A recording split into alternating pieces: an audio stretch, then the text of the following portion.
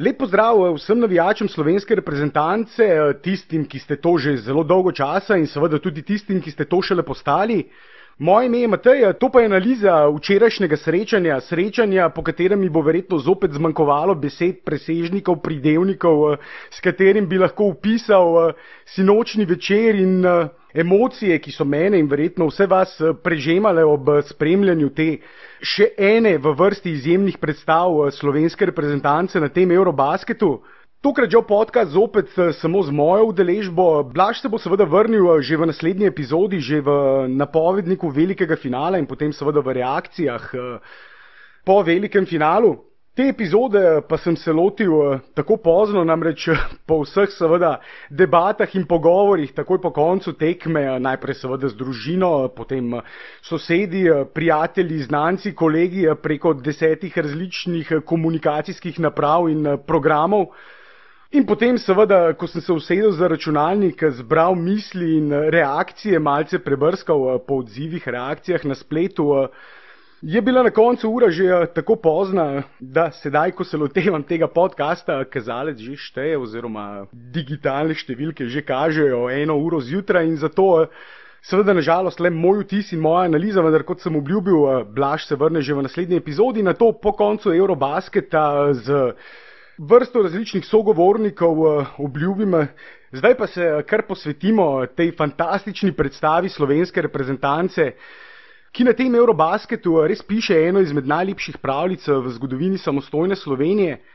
V prvem komentarju po tekmi, ki sem ga objavil na enem izmed naših družbenih omrežij, sem ta uspeh označil za največji uspeh slovenskega športa, na to pa hitro komentar popravil v najbolj odmeven uspeh slovenskega športa, namreč nisem ob tem res izjemnem uspehu naših košarkašev želel takoj načeti debate o tem, kateri uspehi so večji, manjši, bolj pomembni, manj pomembni, debate, ki se rada hitro začne na družbenih omrežjih ravno ob takih zapisih.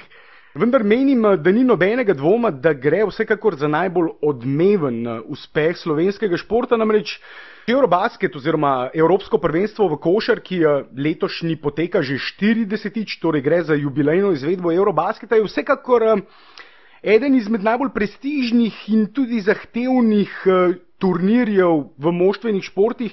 Po mnenju mnogih gre za najbolj zahteven košarkarski turnir in za bolj zahtevno tekmovanje od svetovnega prvenstva in olimpijskih iger. Zakaj? Ta odgovor hitro ponudi že bežen pogled na Fibino lestvico najboljših moštev. Namreč med prvimi 13 moštvi je kar 9 moštev iz Evrope in vsi dobro vemo, da so to moštva, ki lahko na dober dan premagajo drugo brez težav, celo ponižajo. Slovenija na tej lestvici trenutno zaseda 12. mesto, zagotovo se bo po letošnjem Eurobasketu dvignila.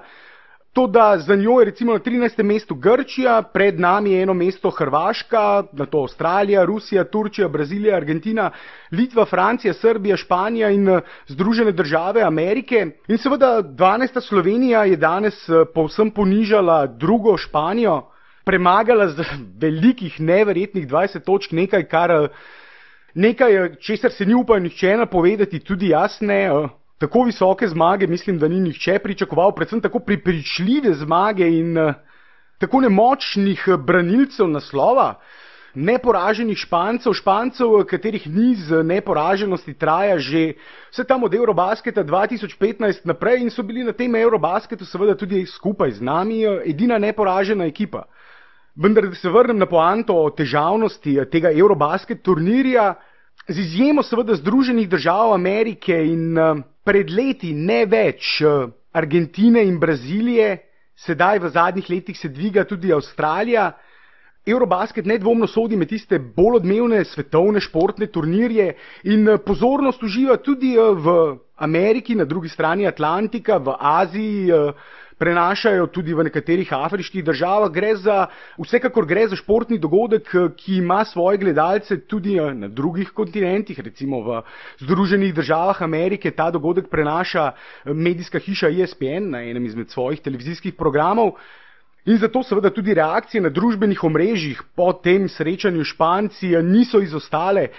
Ko sem tako na hitro malce prebiral, brskal po Twitterju, Facebooku, je bilo tudi tam ogromno reakcij, kjer je seveda prednjačil ravno naš Luka Dončić, zopet zažgal vsa družbena omrežja z njegovimi igrami, preprosto prepričuje še zadnje dvomljivce, spreobrača še zadnje nevernike, če temu tako rečem.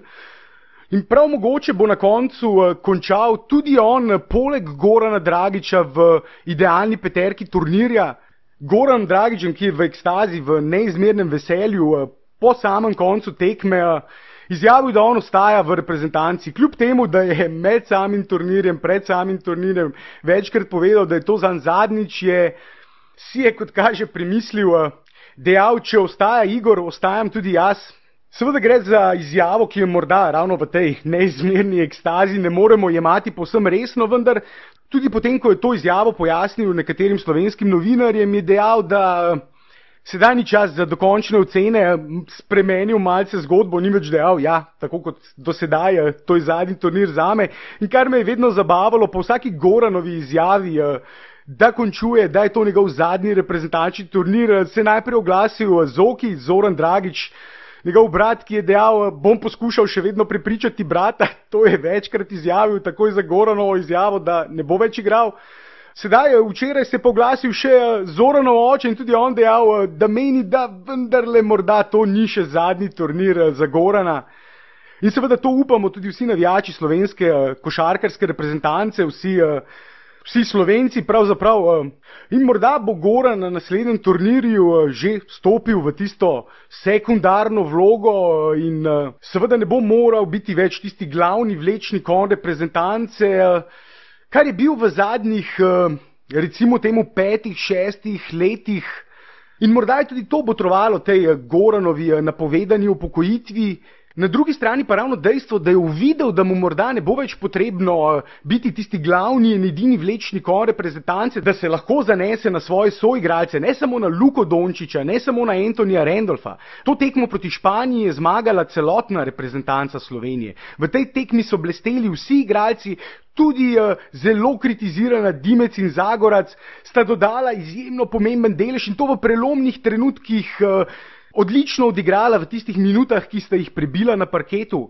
Kokoškov je še enkrat potrdil, da selektor dobro ve, kaj počenja in potrdil, da gre za najbolj uspešnega selektorja košarkarskega nedvomno v zgodovini slovenske reprezentance. Prekašal je izjemno uspešnega Zdovca, za katerega jaz menim, da se bo v prihodnosti še vrnil na čelo te reprezentance. Morda ne čez 2, 4, 6, 8 let, vendar menim, da Zdovče ni rekel zadnje v reprezentanci. To, da zdaj je Kokoškov tisti mojster, maestro, genij, trener, v katerega so mnogi dvomili, tudi nanj je letelo ogromno kritik, češ pomočnik v ligi NBA, zakaj se ne bi odločili za kakšnega bolj renomiranega selektorja iz Evrope. To, da to so trdili tisti, ki niso poznali Kokoškova, ki niso vedeli, kakšno vlogo on opravlja in kakšno vlogo je opravljal že zadnje desetletje v različnih NBA moštvih. Kot je dejal trener španske reprezentance, njihov selektor Scariolo pred sinočnjo tekmo na tiskovni konferenci, namreč dejal, da so mnogi podcenjevali to Slovenijo, jo niso uvrščali visoko, vendar to so počeli samo tisti, ki niso vedeli, za kakšne igralce gre, za kakšno reprezentanco gre, za kakšna imena gre. In tukaj tudi nekateri slovenski mediji in analitiki, novinarji, športni novinarji zaslužijo neko določeno kritiko pri svojih ocenah te reprezentance in njenih igralcev, vodstva, trenerjev, selektorja. Menim, da so to reprezentanco ocenjevali predvsem na podlagi tragične zgodovine različnih slovenskih selekcij, ki so roko na srce razočarale, niso pokazali tisto, kar smo od njih pričakovali. Tukaj je seveda ogromno razlogov in sedaj se ne bomo spuščali v analize preteklih reprezentanc, to sledi po Eurobasketu. Sedaj analiziramo to selekcijo, to reprezentanco, katero uspeh bo seveda v slovenski košarki pustil daljnosežne posledice. Slovenski košarki, v kateri situacija nažalost ni tako blesteča, vendar tisto, kar sva recimo z Blažem govorila že pred samim turnirjem, na srečo, morda nažalost, tudi na nek način je ta razlika med trenutno še reprezentanco in recimo slovensko klubsko sceno, situacijo na področju klubske košarke izjemno velika. Reprezentanca premore imena in tudi organizacijo, tukaj je potrebno zvezi priznati tisto, kar jim gre. Reprezentanca je odlično organizirana, njihov izbor, že spet selektorja Kokoškova, katerega sem se že dotaknil, je bil zadetek v polno. Tisti, ki so dvomili, so se očitno tudi motili. Kokoškov in zveza je dokazala, da je sposobna sestaviti izjemno dobro reprezentanco, tudi naturalizacija Randolfa je bil, že spet, zopet zadetek v polno. Debate o tem, kako smiselna je ta naturalizacija, so pravzaprav nesmiselne, dokler to počnejo pravzaprav skoraj da vse reprezentance. Nekateri trdijo, radi omenjajo, recimo Srbi tega ne počnejo kot ena izmed redkih izjem v evropski košarki. Toda Srbi so to storili v svoji ženski reprezentanci. Brez Američanke Danielle Page Srbi recimo na lanskih olimpijskih igrah ne bi osvojili medalje. To lahko, glede na to, kar je ta Američanka pokazala na lanskem turnirju, trdimo z vso gotovostjo. Vendar že spet, to je tema za kakšen drug podcast. Največje evropske reprezentance ter države z več 10 milijoni prebivalcev se poslužujejo tega pravila naturaliziranega igralca. Recimo ravno naši včerajšnji nasprotniki Španci imajo seveda Mirotića, imajo seveda Ibako, želeli so si tudi Dončića in se ga seveda ne bi branili, če bi on želel igrati za njihovo reprezentanco. Recimo 150 milijonska Rusija je za osvojitev svoje zlate medalje na Eurobasketu tudi potrebovala Američana J.R. Holdna, ki je bil celo najbolj koristni igralec tistega Eurobasketa. Tokrat pa bo morda Rusiji uspelo vendarle osvojiti medaljo tudi brez tega naturaliziranega igralca. In osebno moram priznati, glede na to, da sem pred samim začetkom Eurobasketa Rusijo izpostavil kot eno izmed tistih možnih presenečenj in pravzaprav več ali manj pravilno napovedal polfinalne pare. V polfinalu sem videl tudi Španijo, seveda poleg Slovenije in Srbije. Rusom nisem odkrito napovedal polfinala, vendar sem jih izbral kot svoje presenečenje prvenstva in mislim, da so to ravno s to uvrstitvijo v polfinale dokazali. Tudi že spet več o preostalem polfinalnem paru in seveda napovedniku tekme za tretje mesto in za prvaka Evrope, v katerem mi zdaj čakamo zmagovalca dvoboja med Rusijo in Srbijo. O tem več z Blažem v podcastu, ki bo objavljen v soboto. Tokrat moramo govoriti samo več ali manj o Dragiću, Dončiću, Randolfu, Repcu, Nikoliću, Prepeliću, Muriću, Blažiću, Vidmarju, Zagorcu, Dimcu, Čančarju. Ali sem Dončića že omenil? Če sem ga bom pa sedaj še enkrat, to si vsekakor zasluži. Pravzaprav bi si vsi zaslužili, da bi jih omenil dvakrat, tudi selektor je recimo na tiskovni konferenci po tekmi povedal, da to, kar so storili Dragić, Dončić in Vidmar, je seveda pomenilo, da bo v naslednjih dneh, tednih, mesecih, letih ogromno otrok nosilo majice z njihovimi napisi in potem je eden izmed novinarjev vprašal, gospod selektor, ali ne menite, da si omembe zaslužijo in da bodo otroci nosili majice tudi z imenih drugih igralcev. Se je selektor Kokoškov najprej opravičil in na to zrecitiral, tako kot sem jaz prej zrecitiral imena vseh svojih igralcev. In še enkrat dodal, da je storil napako s tem, ko je izpostavil le 3 in da si tokrat omembe zaslužijo vsi. Pa predne se zopet seveda nedvomno vrnem k Dragiću in Dončiću, ki sta poleg Randolfa do sedaj zbujala največ pozornosti, ne samo pri novinarjih, vendar tudi pri navijačih in širši javnosti, ki spremlja ta Eurobasket. Se bom najprej zaustavil in nekaj minut posvetil slovenskemu Hulku, Incredible Hulku v slovenski reprezentanci, Gašperju Vidmarju, ki me je vzgojno demantiral na srečanju proti Latviji in še enkrat več dokazal, da je dovolj gibljiv, hiter, močan, da se lahko zoperstavi tudi takšnemu centru, kot je recimo Porzingis. Seveda tisti, ki pogledajo samo Porzingisovo statistiko po tekmi, rečejo, pa vendarle je dosegal 34 točk, vendar statistika je seveda, kot radi pravimo, kot bikini, tisto najbolj pomembno ponavadi skrije, čeprav brez nje v moderni košarki seveda ne gre. Toda naš Gašper Vidmar, ki je v karieri prestal že 2 operaciji strganih kolenskih vezi, operaciji, po katerih se nekateri sploh ne vrnejo več na profesionalne parkete. Za sekundo ali 2 pomislite na to, 2 operaciji strganih kolenskih vezi. In Gašper bi si zaslužil aplavz in čestitke že samo zato, da se je uspel vrniti na parket po tako težki poškodbi, kaj šele za svoje izjemne predstave proti Morda najboljšemu centrskemu dvojcu Evrope, zagotovo najbolj strašljivemu, morda najboljšemu rečem zato, ker, kot sem dejal že v enem izmed prejšnjih podcastov, Pau in Mark sta vendarle začela kazati neke določene znake starosti. Pau seveda precej bolj kot Mark.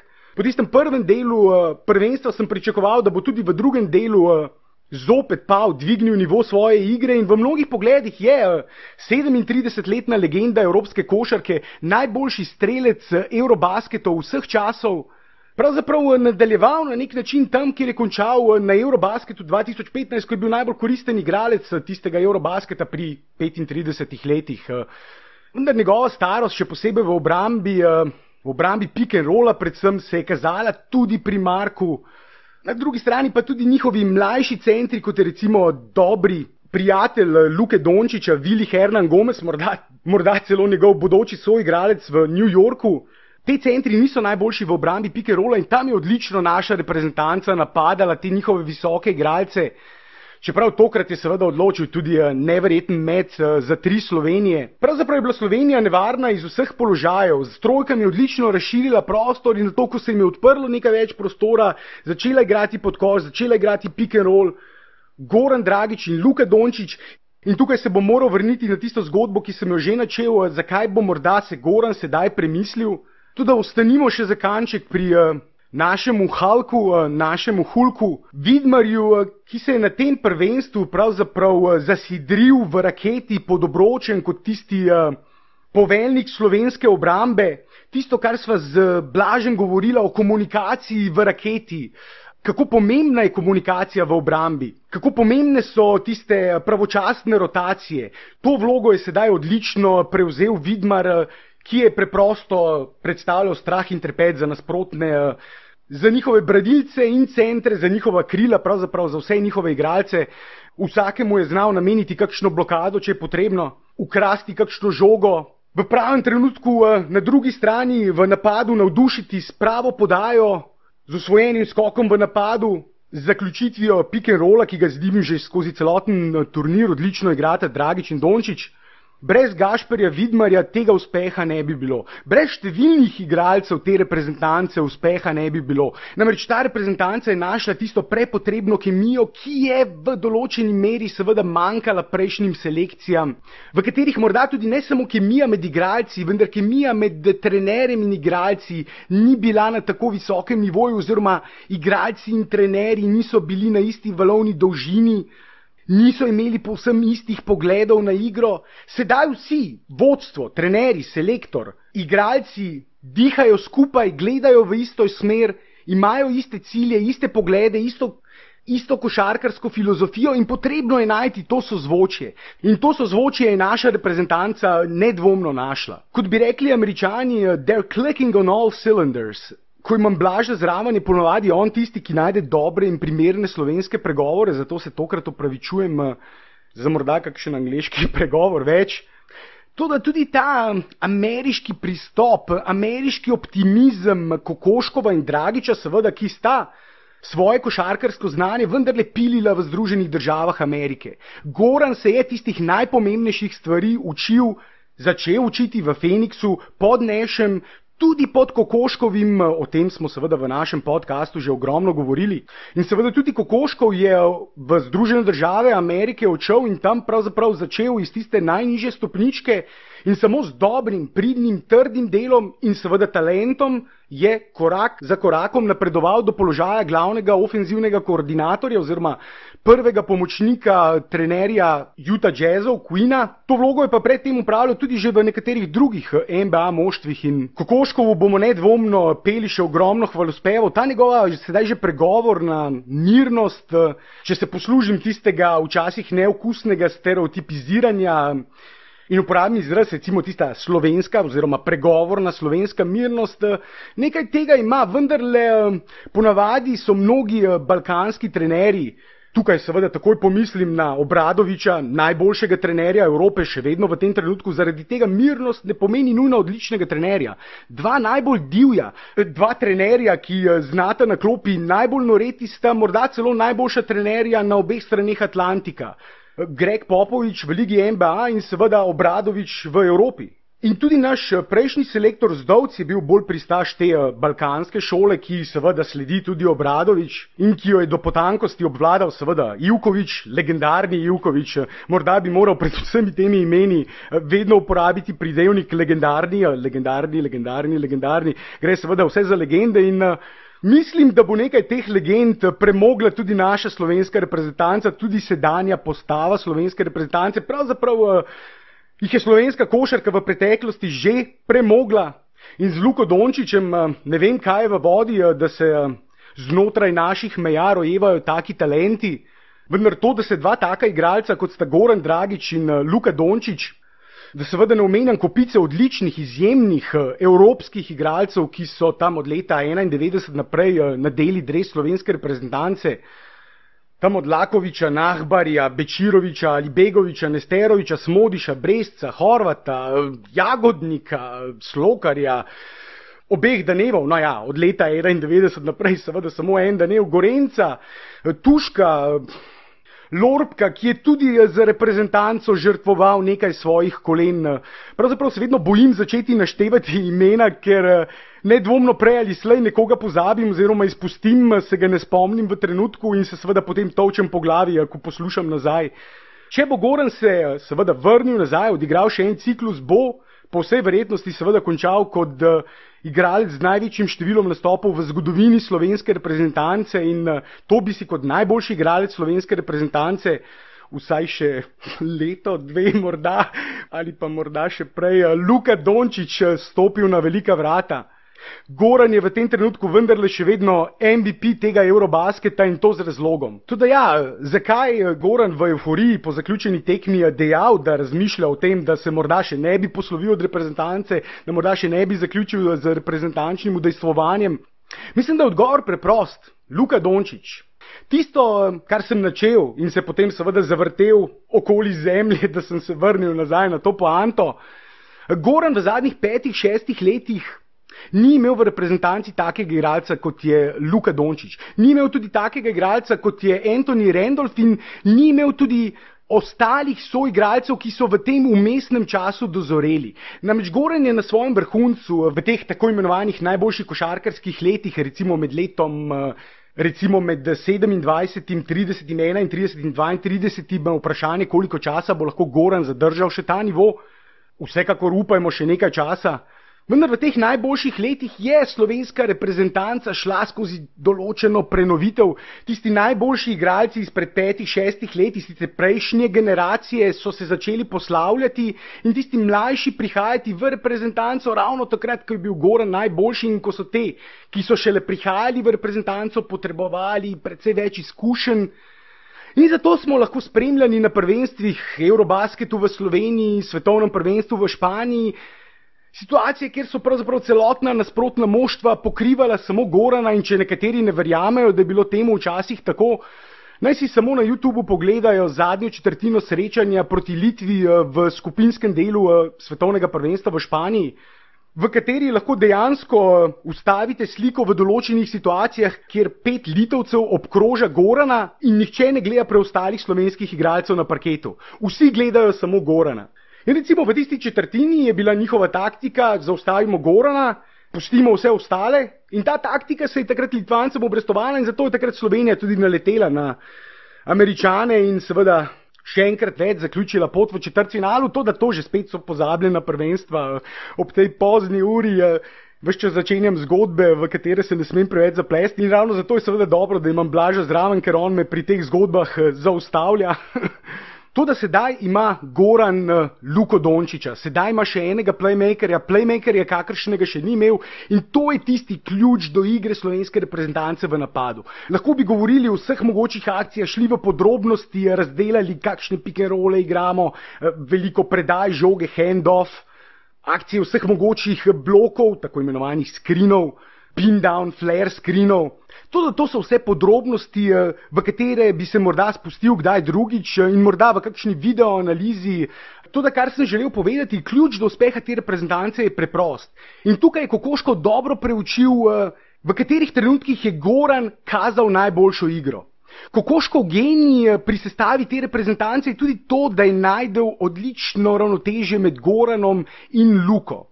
Namreč kaj se dogaja v slovenski igri? Slovenska reprezentanca ima na levi in desni strani z Luko in Goranom dva playmakerja. In če se obramba nasprotnega moštva skoncentrira na eno stran, če enega izmed obeh naših playmakerjev podvajajo, potem ta preprosto žogo poda na drugo stran. Luka Goranu ali pa Goran Luki in ima drugi playmaker več prostora za organizacijo napada. Naši gibljivi centri zlahka menjajo stran pri postavljanju bloka, tudi tukaj imajo razdelane različne izjemno učinkovite koncepte, vendar to je tista osnova. Ko enega podvajajo, ko se obramba nasprotnika prilagodi na enega, ta preprosto žogo poda na drugo stran, kjer je seveda obramba razrečena in ima več prostora. In ko ima ta dva taka playmakerja, kot sta Goran Dragić in Luka Dončić, oba trenutno v najboljši peterki turnirja brez dvoma, kdo pa bo MVP, bo pa odgovorila zadnja tekma in mislim, da tudi Luka še ni povsem iz boja za najbolj koristnega igralca, čeprav je Goran s tistimi svojimi predstavami že v prvem delu morda njegova prednost malce prevelika, vendar to je tema, o kateri sploh ne smemo razmišljati, dokler Slovenija seveda ne zmaga tudi velikega finala in osvoji naslov prvakov, in pot do tam je še vedno dolga. Nekaj krajša, kot je bila seveda pred tekmo Španijo, precej krajša, bodimo iskreni. Vendar Rusija ali pa Srbija bosta izjemno težak zalogaj in jih nikakor ne gre podcenjevati, čeprav v tem trenutku slovenska reprezentanca igra najboljšo košarko na prvenstvu, to vsi trdijo. Reprezentanca, ki je skupaj z našo pokazala največ, je bila pravzaprav Latvija in Slovenija je na poti do velikega finala, po mojem mnenju, izločila prav obe reprezentanci, ki sta do sedaj pokazali največ, Latvijo in Španijo. Mislim, da sta te reprezentanci pokazali malenkost več kot Srbija in Rusija. Latvijci so že v skupini premagali Rusijo, sicer izgubili proti Srbiji, vendar tisto tekmo igrali s polovico obolelega moštva zaradi nekega trebušnega virusa in vsekakor po tisti tekmi pokazali tudi precej več. In eno je seveda statistika in bolj podrobne analize, vendar če bi govorili samo o estetiki in lepoti igre, potem nedvomno sta tukaj Latvija in Slovenija prikazali daleč najlepšo košarko, vendar tudi po številnih statističnih kazalcih najbolj učinkovito košarko. Tisto tretje moštvo, ki zelo visoko kotira pri vseh teh statističnih kategorijah, so bili pa ravno Španci tudi. Zato bo Slovenija v velikem finalu verjetno tudi na stavnicah, večini stavnic, favorit. In to si je s svojimi igrami nedvomno tudi zaslužila, vendar to jo sedaj postavlja tudi v malce drugačen položaj, kot je bila predtem, in bo morda potrebna tudi malce drugačna psihološka priprava, v katero pa zopet ne dvomimo. Tudi tukaj je Kokoškov dokazal, da je odličen psiholog, ne samo odličen trener, odličen napadalni strateg, tudi slovenska obramba se je dvignila tam, kjer se je mogla dvigniti. Kljub vsem kritikam po pripravljalnem obdobju se je vendarle pokazalo tisto, kar smo nekateri ponavljali pravzaprav vsako pripravljalno tekmo, da so same pripravljalne tekme eno, ko se bo pa začel turnir, bo pa to nekaj povsem drugega. In Slovenija preprosto z Dragićem in Dončićem predstavlja nerešljivo uganko za nasprotne obrambe in mislim, da tudi Rusija in Srbija te uganke ne bosta mogli rešiti v velikem finalu. To, da v košarki so vedno in povsod možna presenečenja in seveda tudi zmaga Srbije ali Rusije, ne bi bila nobeno veliko presenečenje. Kljub vsemu temu je seveda v turnirskem sistemu, kjer odloča ena tekma, možen slab dan in seveda v tem primeru tudi poraz. Toda, kot sem rekel, tako psihološko močne slovenske reprezentance v njeni zgodovini preprosto še nismo videli, zato seveda ne dvomim v odlično psihološko pripravo tudi za zadnje srečanje, kjer bi Slovenija nedvomno, če bo prikazala tako igro, kot jo je prikazala v četrtfinalu proti Latviji in polfinalu proti Španiji, na koncu slavila. Če sem ta podcast začel s tistim, da sem spremenil svoj komentar iz največjega uspeha slovenskega športa v najbolj odmeven uspeh, pa menim, da če Slovenija osvoji naslov prvaka Evrope v drugem najbolj odmevnem svetovnem športu, potem bomo morali to vsekakor označiti za največji uspeh slovenskega športa, največji uspeh v zgodovini slovenskega športa, vsekakor najbolj odmeven, to je že srebrna medalja. In seveda slovenska košarkarska reprezentanca je tudi že najboljša reprezentanca Slovenije v letu 2017. Goran Dragić po vsej verjetnosti najboljši športnik Slovenije v letu 2017.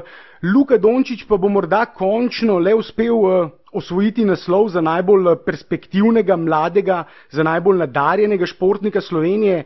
Lansko leto mu to namreč ni uspelo.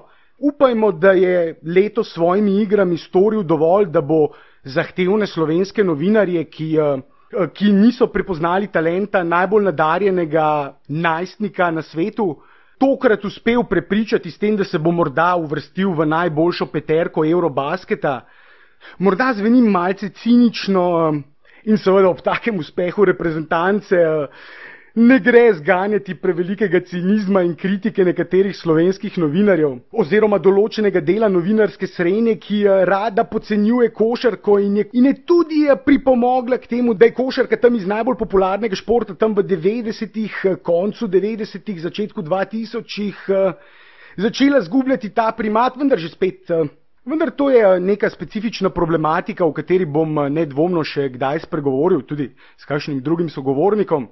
In seveda kot velik ljubitelj rokometa in človek, ki je prav tako navdušen kot danes za košarkarsko reprezentanco, še nekaj mesecev nazaj stiskal pesti in izgubljal živce ob uspehih naših rokometašev in se navduševal seveda nad srebrno medaljo in njihovo požrtvovalnostjo. Konec koncev Vid Kavtičnik je za uspeh te reprezentance na rokometnih tleh pustil svoja kolena oziroma koleno. Zato že spet nikoli ne gre zmanjševati pomena ene reprezentance ali enega športnika na račun druge. Tega nikoli ne bi želel početi. Toda tako veliki uspehi, kot je bil seveda današnji, sedaj že sinočni, glede na uro snemanja, seveda ponesejo, vendar tudi potem, ko gledaš odzive, so odzivi vendarle to, kar sem že večkrat dejal, košarka je drugi najbolj popularni šport.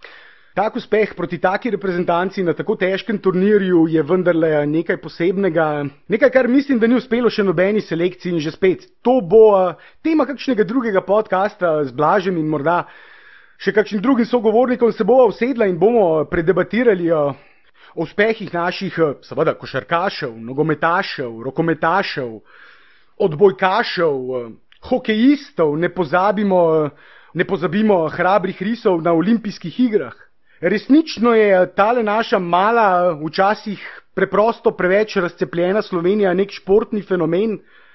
To je debata, ki vsakič, ki jo načnem z različnimi sogovorniki, se spreobrne v eno samo čudenje. Preprosto, da je tako majhna država, tako uspešna v tako velikem številu tako raznolikih športov, od moštvenih do individualnih športov, je zame nekaj nepojmljivega in nekaj, mislim, da česar se preprosto ne zavedamo dobro. Tako kot se košarkaši še ne zavedajo, kaj so naredili, vsaj takoj po tekmi se še niso, kaj so naredili s tem uspehom, s tem fenomenalno vrstitvijo v veliko finale. Tako mislim, da se mi, državljani te naše državice na sončni strani Alp, ki je, kot sem dejal, prepogosto preveč razcepljena na našo majhnosti, teh razdelitev preprosto ne bi smeli privoščiti in ravno ti naši športniki so tisto, kar nas druži, tisto, kar nas povezuje, tisti, ob katerih zbledijo vse politične, religiozne in vse mogoče kulturološke razlike, vse dlake v jajcu, ki jih prepogosto iščemo pri drugih, ko je preprosto na drugi strani preveč tistega, kar nas združuje in med te stvari, ki nas združujejo, seveda je ena izmed najlepših ravno šport, tudi kultura, tudi znanost, vse to je čudovito in lepo, vendar bem ti, da smo fenomen v športu. Ja, takole iz glave ob sedaj že, ko pogledam na uro 2 zjutraj, lahko ratam malce preveč poetičen. Lahko me ponesejo taki uspehi, vendar zakaj me pa ne bi?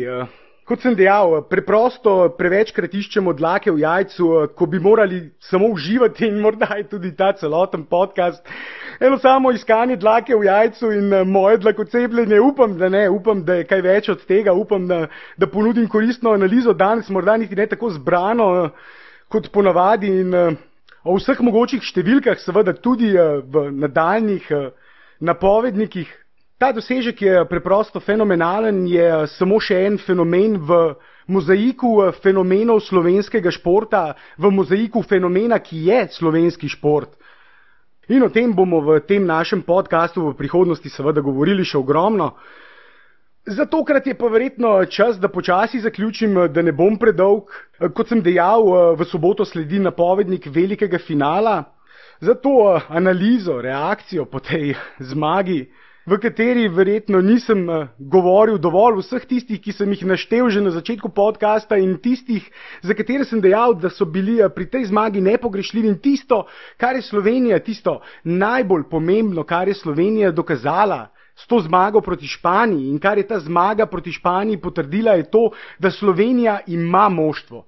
Morda lahko s tem zaključim tale podcast. Če sem prejšnje podcaste, od prvega podcasta naprej, mislim, da naslov prve epizode je bil Zato je Goran Dragić najboljši evropski organizator, na katero sem na to dobil tudi nekaj ugovorov in drugačnih mnenj, ki so seveda vedno dobrodošla in s katerimi vedno seveda rad debatiram, polemiziram. Debate v športu so konec koncev tisto, kar nas vse, verjetno tudi tiste, ki poslušate ta podcast, napaja in v čemer uživamo.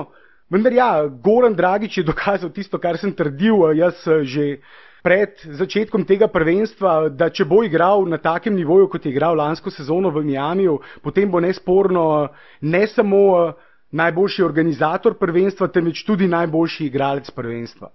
Luka Dončić je potrdil, da je eden izmed največjih talentov evropske košarke, ne samo te generacije. V tej generaciji je že tako ali tako največji talent, ne samo evropske, temveč tudi svetovne košarke. V zadnjem tednu smo tudi v ameriških medijih lahko zaznali celotno poplavo člankov o Luki Dončiću, o tem, kako so ga podcenjevali na drugi strani Atlantika, kako si zasluži še više mesto na različnih lestvicah, ki rangirajo najbolj perspektivne košarkarje njegovega letnika in tudi letnikov pred in za njim.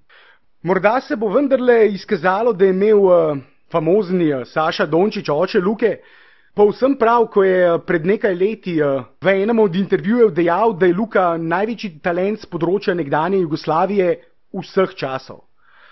In seveda s tem načel tisto debato, o kateri sem tudi govoril že malce v zadnjem podcastu in o kateri bomo seveda še več govorili v naslednjih podcastih. Vendar ob vseh zimzelenih, nesmrtnih legendah, ja, to, kar Luka kaže, to, kar počne, te statistični dosežki, danes je bil le malce oddaljen od drugega trojnega dvojčka v zadnjih 22 letih.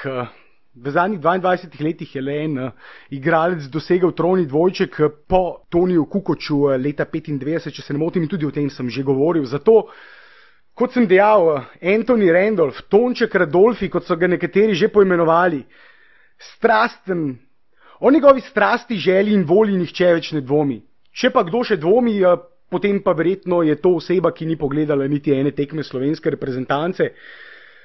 Rebec, Dragić, Nikolić, Prepelić, Murić, Blažić, Vidmar, Zagorac, Dimec, Čančar, Dončić, Kokoškov in vsi ostali, sekretar Nesterović, konec koncev, lahko bi tudi naštel nekaj imen zveze, s to reprezentanco, in to sem tudi danes dejal že nekajkrat, so zadeli v polno.